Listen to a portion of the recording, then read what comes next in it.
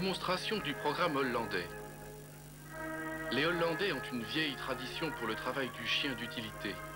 Essentiellement intéressés par le travail pratique, c'est la Société royale néerlandaise du chien de police qui préside aux destinées de celui-ci. En effet, la législation particulière au pays oblige toutes les administrations et les sociétés de sécurité utilisatrices de chiens de protection à faire passer un brevet de capacité à l'emploi sur la voie publique. C'est le brevet Politiehund 1 qui, pour les meilleurs d'entre eux, peuvent être suivis du brevet Politiehund 2. Komt op 1 meter van het voorbeeld en dan à gauche. Je zal dus nogmaals wijzigen van de kant. Zoals u ziet, perfect uitgevoerd door deze hond.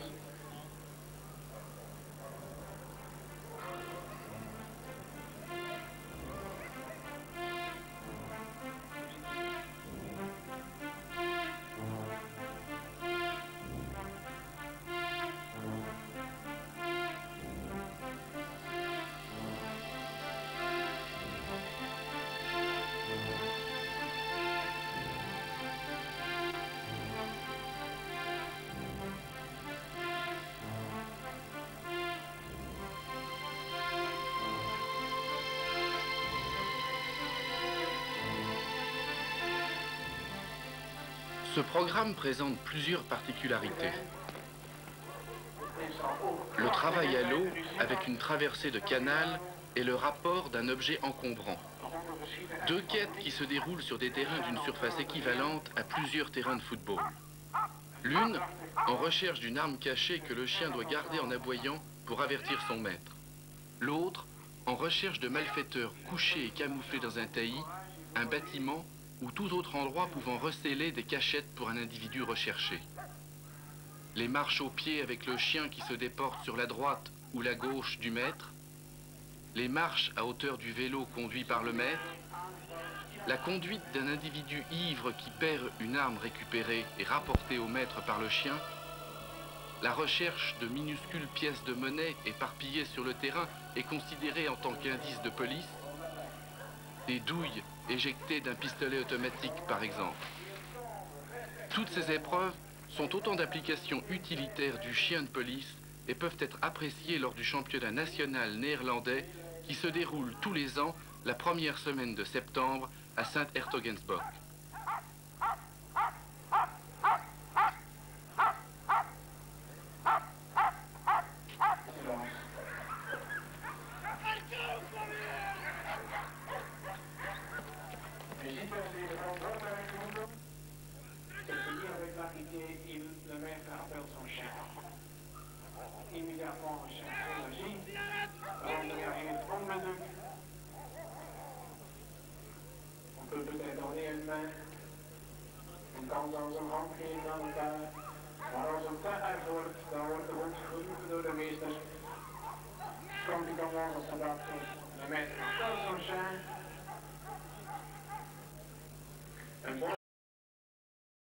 Nous avions eu ces discussions avec André Noël, quand je dis nous, hein, je parle d'André et moi et de quelques cynophiles qui parfois nous faisaient l'amitié de se lier à nos discussions.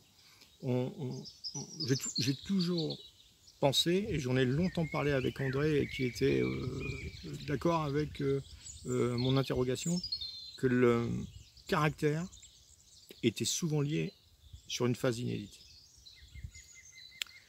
Lorsqu'on parle de caractère, de potentiel, on ne définit pas assez les choses.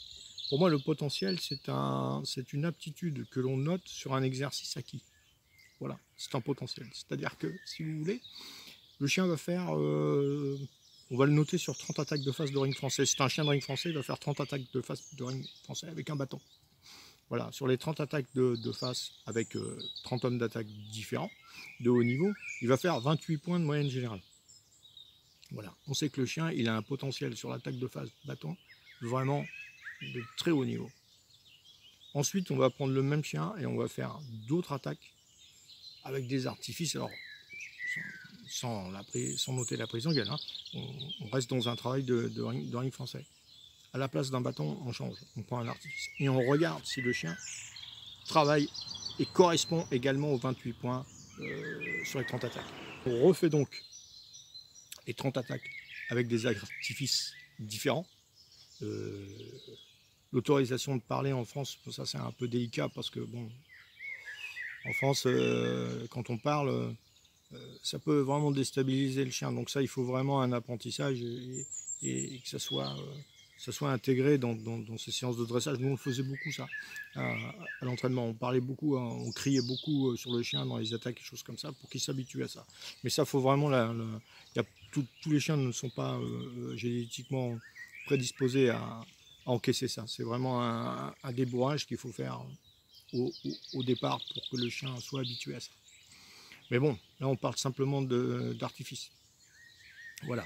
Et si le chien réceptionne les 30 attaques artifice avec là encore 28 points de mordant à la clé, là on peut vraiment parler de caractère. C'est-à-dire que le chien, dans son travail habituel, il a réussi l'épreuve. Dans un travail qu'il ne connaît pas, il a aussi réussi l'épreuve.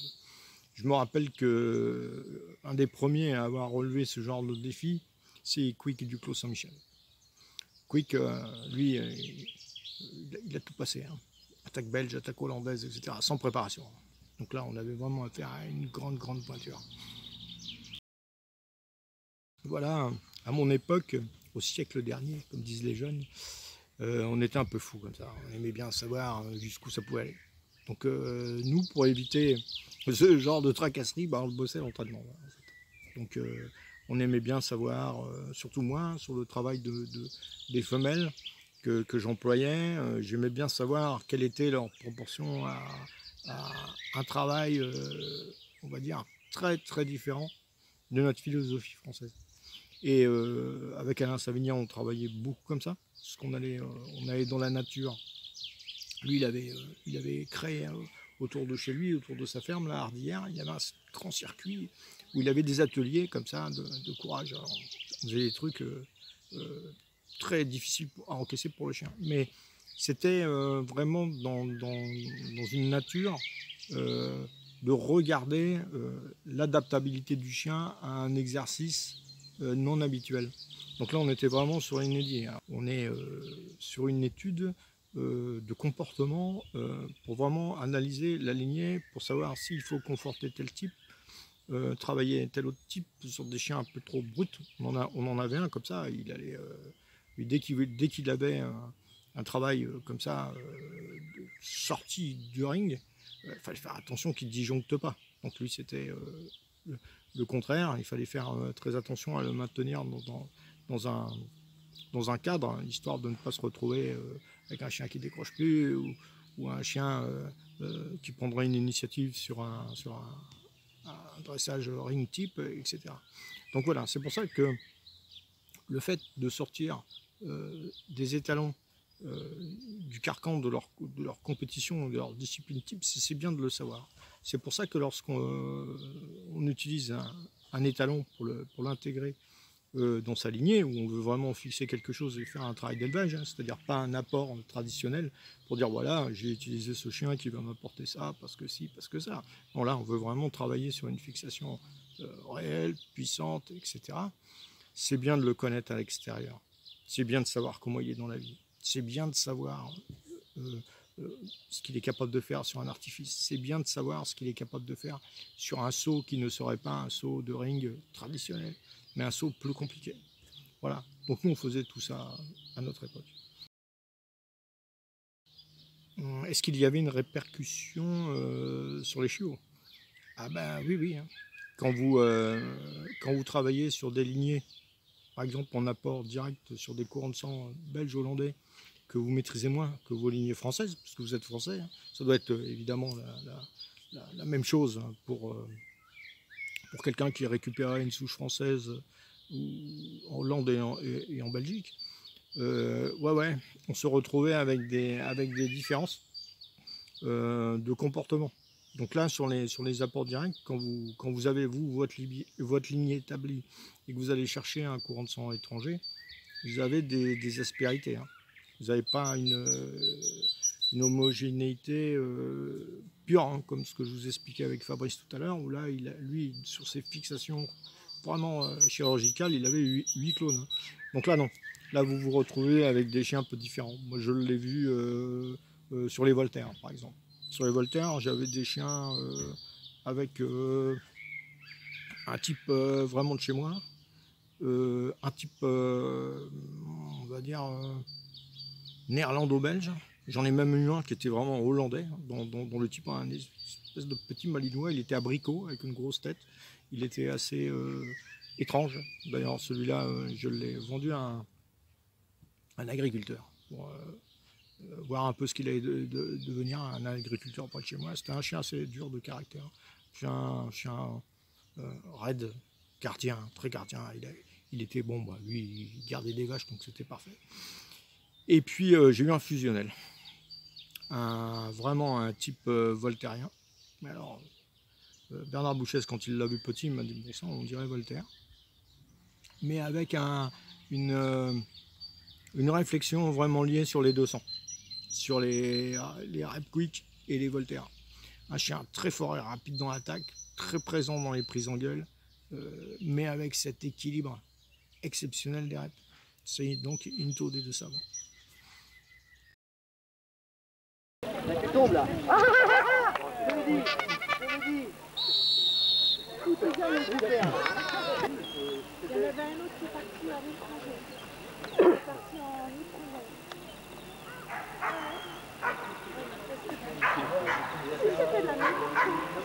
Et après qui prend des photos là-bas.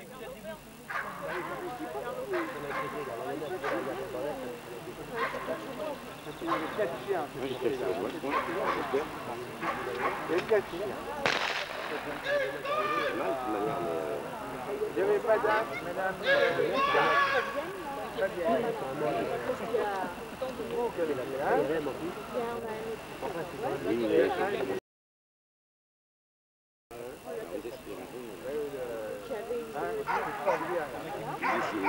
Et une femme dénommée à Paris, qui a un dépôt de camion. Et elle, c'était pas faire du jardinage, donc ça a bien marché. Ça a très bien marché. Et alors, celui de Mme Picard.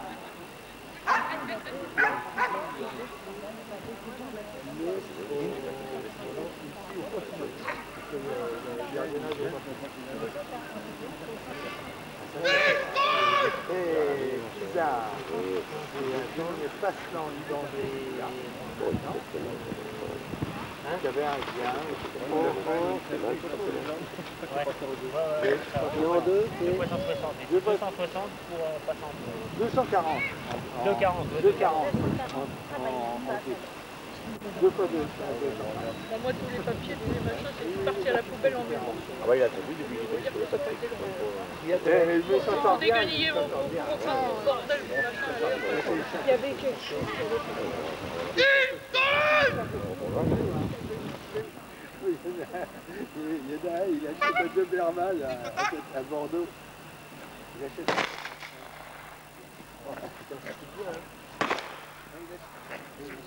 Il achète la Doberman du gardiennage. Bon, bah, il se promenait toujours avec son chien, il n'arrivait jamais à rien. C'était autre chose, ça allait bien. Il était fou, il arrivait dans sa gare. Et il a voulu interpeller.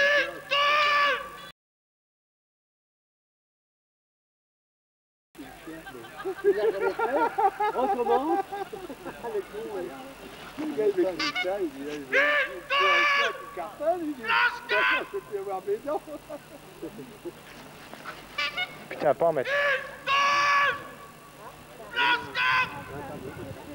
Il n'y a pas près à mettre, dis donc. Non, mais il est bien.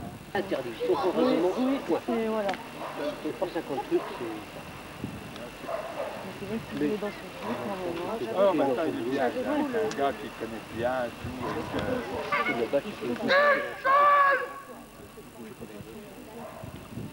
Bon, bah, ça,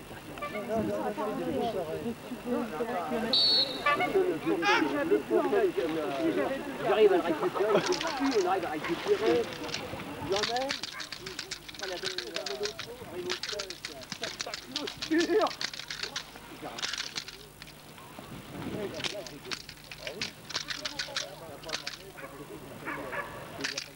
Cette portée, oui, m'avait troublé parce que j'avais toujours une belle homogénéité dans mes portées, que ce soit avec badge, ultra. J'ai toujours eu des chiens avec des comportements, on va dire, j'en avais un de temps en temps qui était différent, parce que bon, ultra, Cibo, badge, snap, trop, etc. Donc de temps en temps j'en avais un qui était coriace, quoi, mais vraiment coriace. Et sinon j'avais quand même cette homogénéité des Russes qui flappent qui me stabilisaient ça. En plus par ultra on retrouvait flap par sa mère, donc ça a amené beaucoup d'équilibre.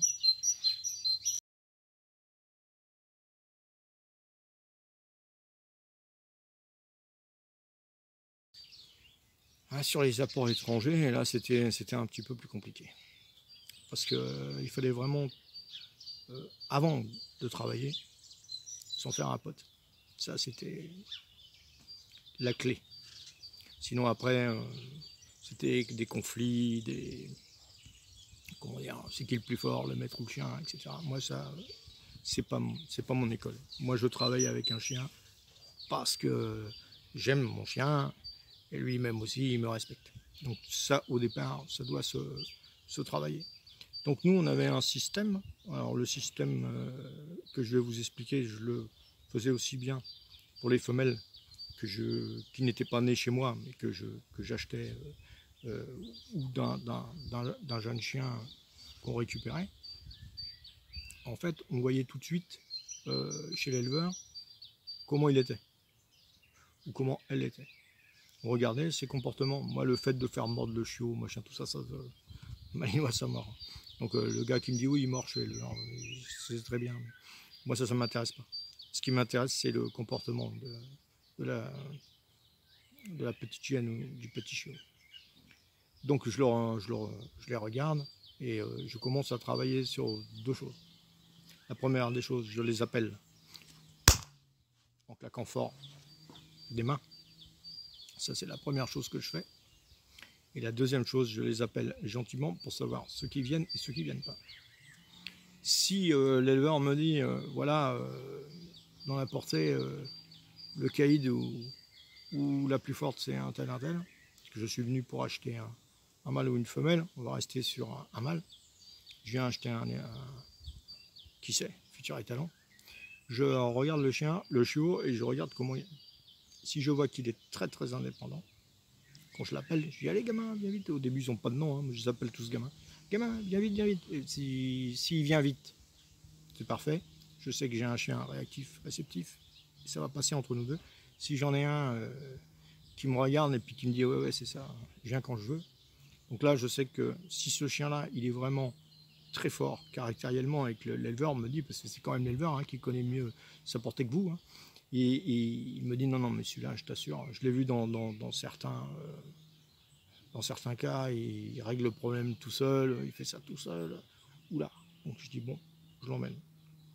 Donc là j'ai un protocole qui est simple. Le chien, je ne le rentre jamais dans le chenil. C'est moi qui ouvre la porte du chenil. Le chien, le chiot, c'est toujours moi qui le nourris. Et en troisième chose, c'est toujours moi qui l'emmène en promenade. J'ai toujours procédé comme ça. Du fait que quand le chien me voit, il dit bon sang, lui c'est mon papa, avec lui on va faire quelque chose. Donc qu'est-ce qui se passe? Le chiot, je le récupère, je le mets dans mon jardin, donc il regarde où il est, hein, il se familiarise avec les environs. Comme je vous l'avais expliqué dans une vidéo, il a toujours son petit collier autour du cou avec ma petite pelote de longe. Et il se promène. Je demande à mon épouse de le prendre, gentiment, de le mettre en box. Là, il a sa gamelle qui est posée, il mange, il passe la nuit, jusqu'au lendemain matin. S'il pleure, s'il montre comment dire,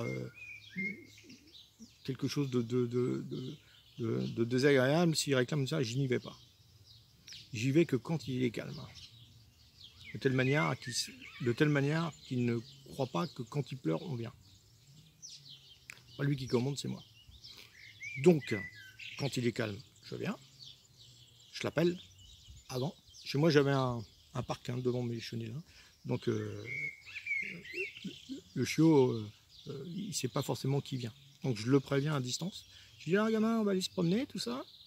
Il entend ma voix, il commence à remuer la queue. J'arrive, je le libère.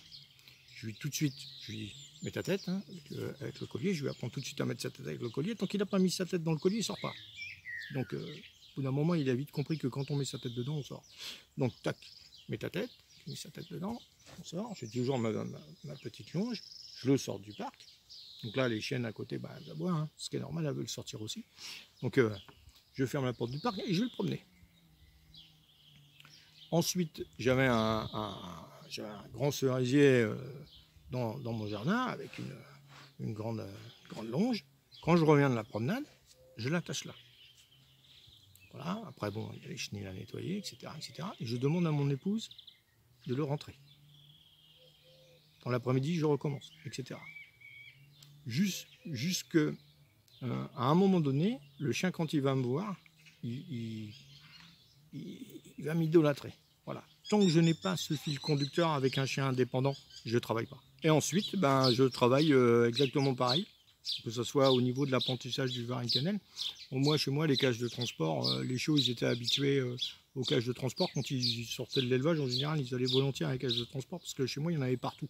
Donc, ils étaient habitués à rentrer dedans, sortir de la cage. Pour eux, c'était pas une punition de rentrer dans la cage. Je les emmenais se promener, allez hop, dans la cage, ils étaient habitués.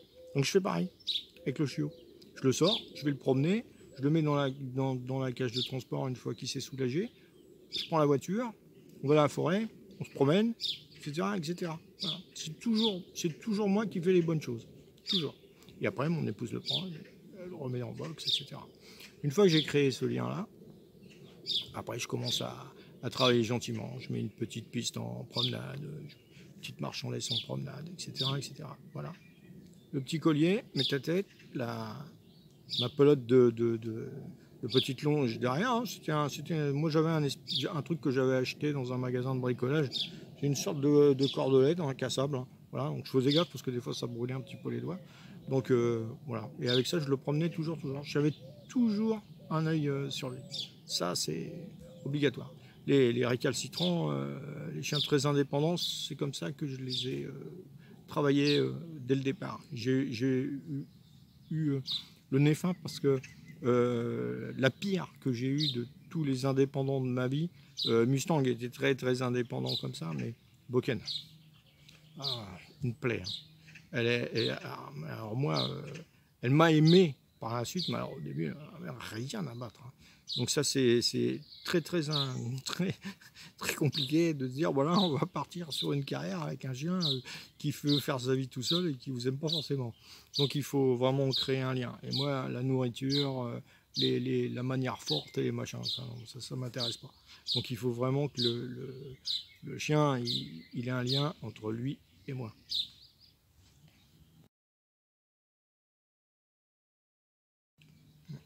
Pourquoi ça ne m'intéresse pas les méthodes collier, chaînette, machin, la nourriture, les cliqueurs et tout ça?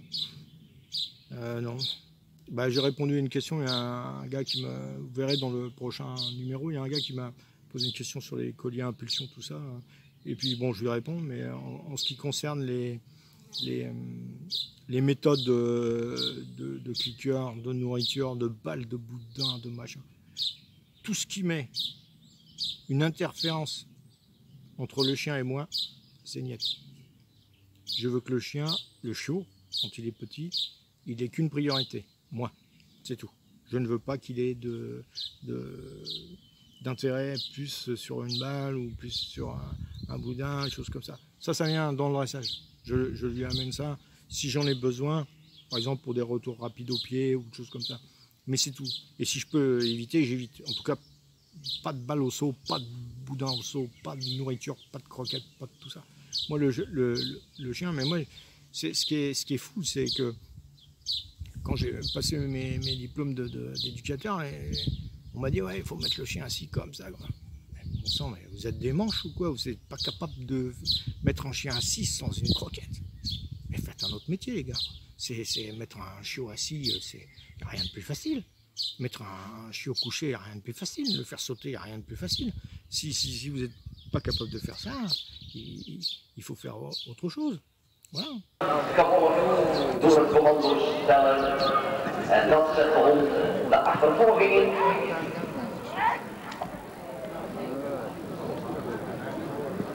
En je ziet ook dat zo'n hond, zo'n geweldige sweeper, goed kan verdragen, want hij houdt er gewoon vast.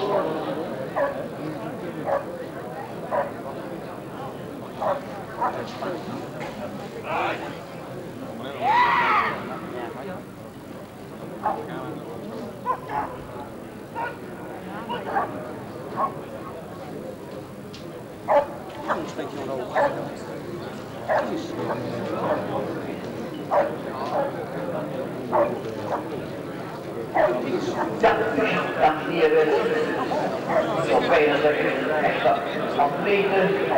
U ziet dat lange sprongen, maar hij blijft waar hij zijn doet en gaat zich langzaam een zegel maken voor de transport. Opletten wat er gebeuren gaat. De aanval inzetbaar.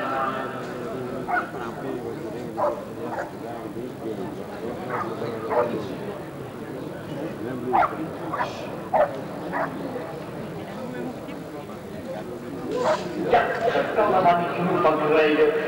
Blijft springen maar, ophalen van de hond en dat is einde oefening.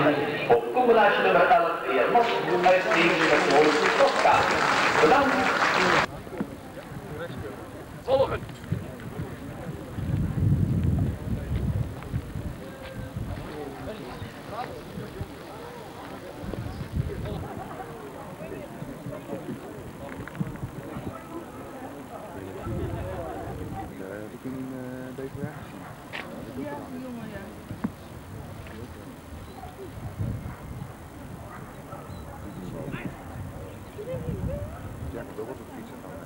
Ik probeer, maar bedoel je het kort?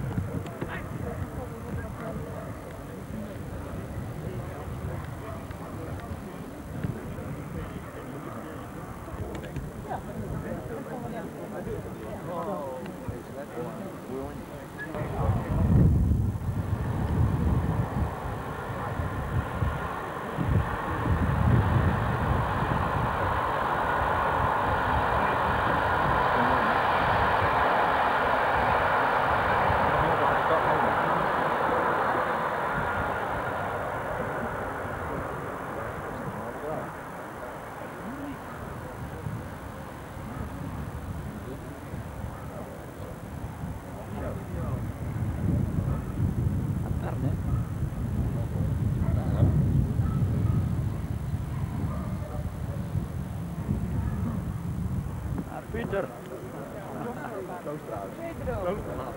Jongens. Ook als een hier?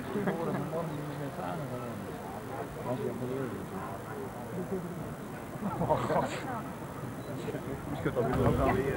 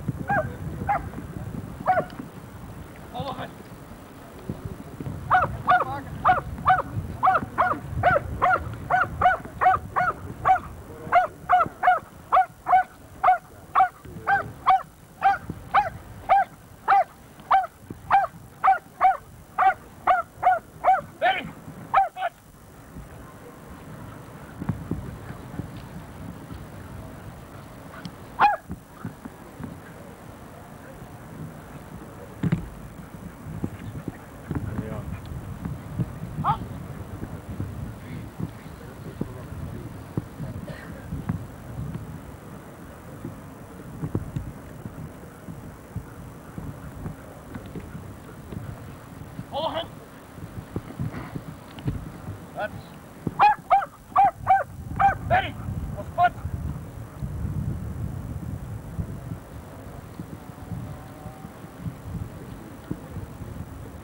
Ja. Ja.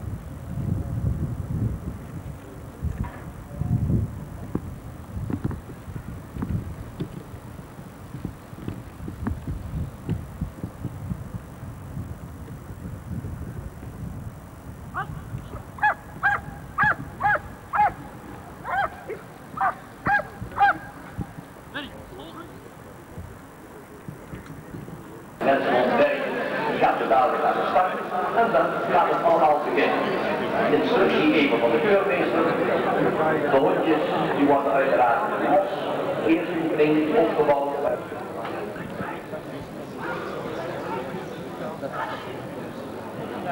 Kom op een beetje klonken, hond in achtervolging. Bijzonder snel zoals u dat ziet. Dan de stokslag en uiteraard de hond mag zich daar niet een vrees voor tonen, integendeel. Hij moet resoluut op de aanval overgaan, dat zag u.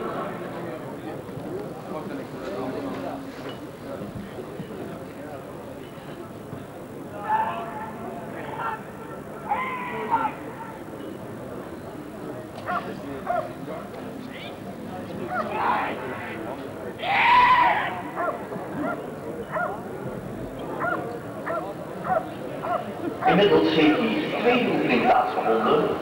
Dat was van het weigeren van commando's van vreemden opgevolgen. Opgebouwd uit 4 onderdelen. En dat nou mag het laatste naar die transportoefening. En die wordt dan gevolgd door het verdedigen van de geleider, de wijze van transporteren.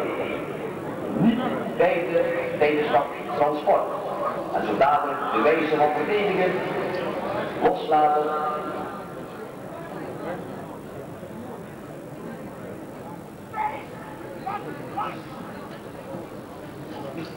Niet meer bijten, aan, loslaten, alleen maar bewaken.